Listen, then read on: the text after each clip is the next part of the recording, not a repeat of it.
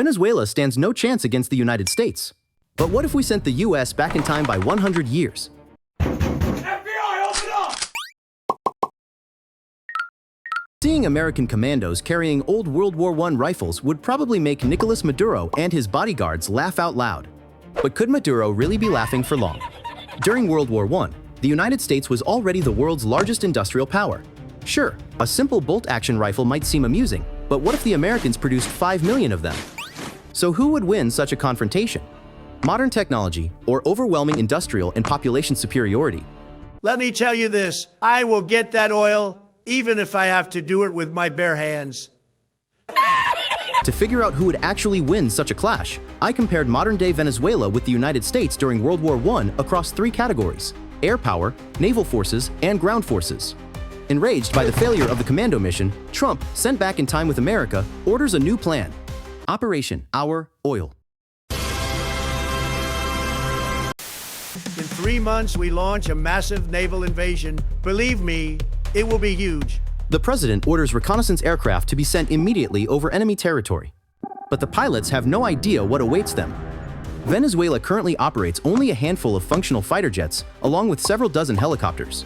The technological advantage here is, however, absolutely overwhelming. As they approach Venezuela, the American reconnaissance planes are immediately detected by radar and shot down.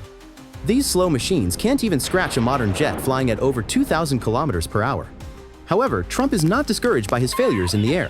After several months of preparation, he assembles a gigantic fleet of over 400 ships and sends it toward the enemy, without air support. Relax, they don't have enough missiles to sink all of you.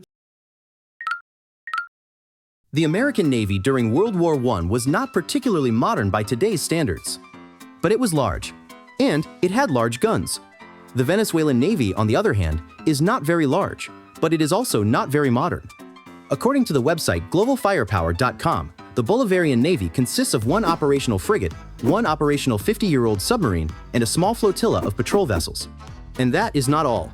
In the comments under a certain YouTube video, I also came across a claim that this one submarine supposedly has a serious defect. It is allegedly unable to dive underwater.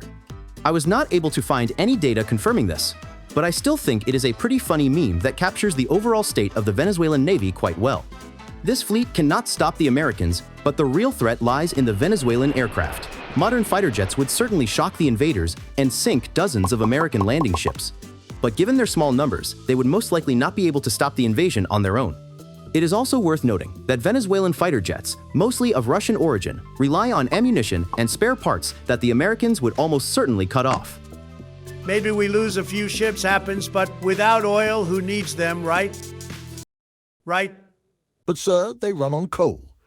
Coal. Come on, what's next? Solar panels, liberal nonsense. Everything runs on oil. But sir, You are fired. The invasion begins. The Venezuelan Air Force is able to inflict serious damage. 3 battleships are heavily damaged, and more than a dozen smaller vessels are sunk. Venezuelan pilots focus mainly on unarmored transport ships and supply vessels.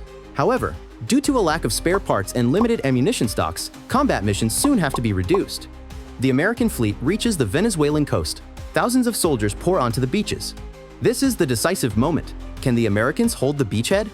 The Venezuelan armed forces currently consist of around 100,000 soldiers, plus roughly 200,000 members of the paramilitary formations. During World War I, the United States mobilized several million soldiers. However, a naval invasion is not an open field battle. The Americans are not able to throw millions of troops into combat right away. After establishing a beachhead, they face an immediate counterattack from Venezuelan forces. The technological advantage is overwhelming. Machine guns, drones, helicopters, and tanks quickly push the Americans back into the sea, especially tanks. During World War I, there were no effective anti-tank weapons that could destroy a modern tank. The Americans could try to destroy tanks using heavy artillery and naval guns, but the accuracy of such weapons was extremely poor. Finally, close to the beach, heavy artillery from battleships fires, halting the Venezuelan advance. But even if the US held the beachhead, every kilometer inland would cost massive casualties, not just from modern tanks and drones, but from diseases. Antibiotics weren't discovered until 1928. Most modern vaccines were also unavailable.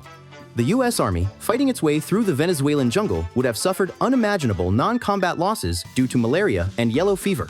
For example, During the construction of the Panama Canal, over 25,000 workers died of tropical diseases. In 1906 alone, 80% of the total workforce was hospitalized for malaria. Apparently, the sick died so quickly in hospitals that sometimes people who were still alive and dying were placed in coffins. That's exactly why, even though the US would likely be able to land in Venezuela, it would not be able to quickly take control of the country. Instead, they would have to conduct a long-term naval blockade, cutting Venezuela off from supplies of equipment and ammunition. Over time, the industrial might of the US would have to crush Venezuelan resistance, and even its air superiority would eventually melt away due to a lack of spare parts and mass production of aircraft by the Americans. However, it is unclear whether public opinion would allow the president to wage a long war of attrition just to seize a piece of jungle, But even if there was oil. And of course, no episode would be complete without evil guys, so fair enough. If only America had gone back in time and the rest of the world remained modern, and the American allies, like Great Britain, decided to lend the US a few modern aircraft, some anti-tank weapons, or at least radar, Maduro would stop laughing faster than tea cools down in London. And if you enjoyed it, feel free to subscribe.